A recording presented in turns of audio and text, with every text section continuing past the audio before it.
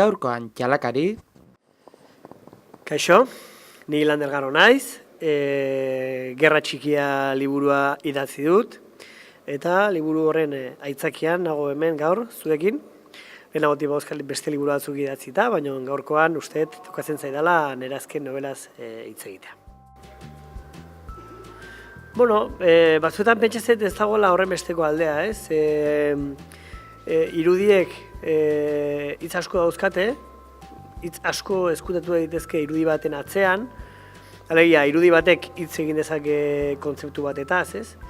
Eta alderantziz, idazten dugunean, hitzak erabili ditzakegu, kontatzen ari garena kontatzeko, baina kontatzen dugun horrekin irudi bat osatu dezakegu. Beraz, ez dakit zehazki esaterik badaon muga bat dagoela bien artean, ez? Eta horregatik behar bada nik bietatik pixka bat egiten dut, ez? Alde batetik irudia lantzen dut, telebista saioak edo bideoak edo laburmetraiak edo nire publizitatetxoak egiten dituanean, baita argazkiak egiten dituanean ere.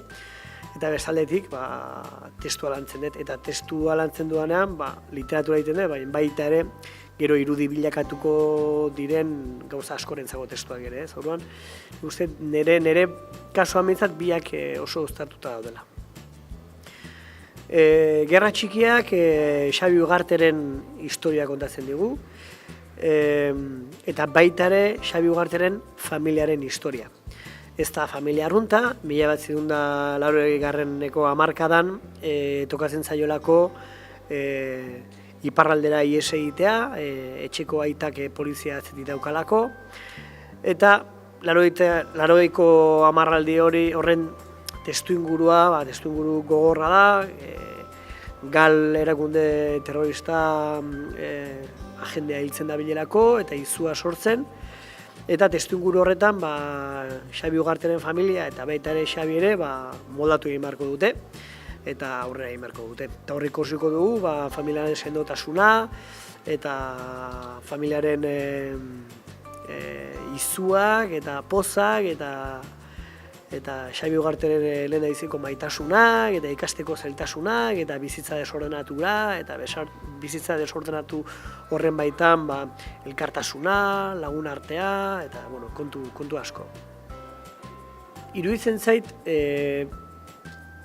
literaturak oso muga lausoak dauzkan bezala, ez? Non bukatzen da literatura eta non hasten dira telebistan ikusten ditugun telesailak? Non bukatzen da literatura eta hasten da Twitter bezalako sare sozial bat? Hor, literaturak bauzka hor, eremu batzuk, ez literaturaren inguruan oso lausoak direnak, eta beste disiplina batzuk literaturaren terrenoan sartzen dira, eta literatura terreno horietan sartzen da, eta iruditzen zait literatura gaur egun mordo bat dagoela, ez? Eta nik uste idazle bati hortikan dagokiola kuantifikatzea, ez? Literatura pila bat dago, telesaile bat ikusten dudanean literatura ikusten dut. Eta horian niretzako benetan importantea dela, ez? Segitzen dugu guk historia kontatzen, segitzen dugu guk historia kontatzeko plastikari erreparatzen, ez da egitez. Segitzen dugu horretan? Bai, segitzen dugu horretan. Jende asko, jende mordoa dabil horretan, ez? Orduan, liburugintzaren merkatuari dagokionez nolara egin duen da hori, ez dakit horren berri oso zehatzik, ez zindet esan eta ez dakit niri dagokian ere, ez horri erantzuteaz oso preokupatuta nago, ez gure bizitza hau kontatzen ari ote garen edo gure bizitza hau kontatzeko gai ote garen, ez ideia horrekin. Eta ez dakit hori plasmatu behar duan liburuetan, ez dakit plasmatu behar duan zinemaren bidez, ez dakit nola plasmatu behar duan oraindik horren bila nabilez. Eta bitarte hortan gure liburu gintza eta gintza guztiekin zer gertatuko den, ez dakit horrek ikusten, ez bat ere matematikari ona. Realitietako probak etxetik oso errez ikusten dira. Gai izango zinak bat burutzeko? Konkistador ikusten nun, eta gustua ikusten nun, baina behar da gustua ikusten nun bere proben kontuagatik eta ez horren beste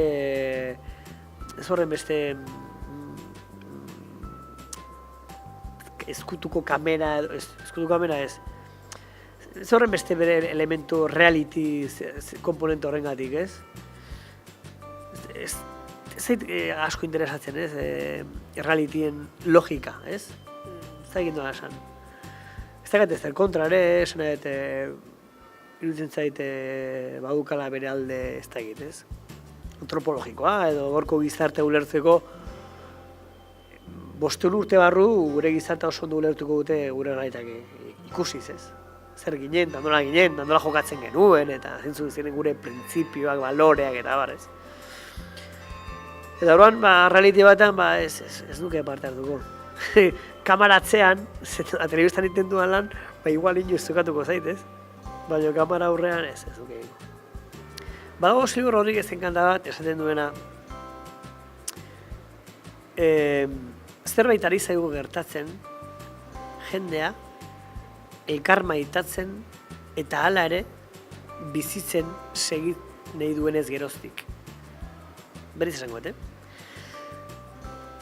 zerbait ari zaigu gertatzen, jendea, elkarri maitatu eta hala ere bizitzen segi nahi duenez geroztik. Zer iruditzen zen esaldi hori?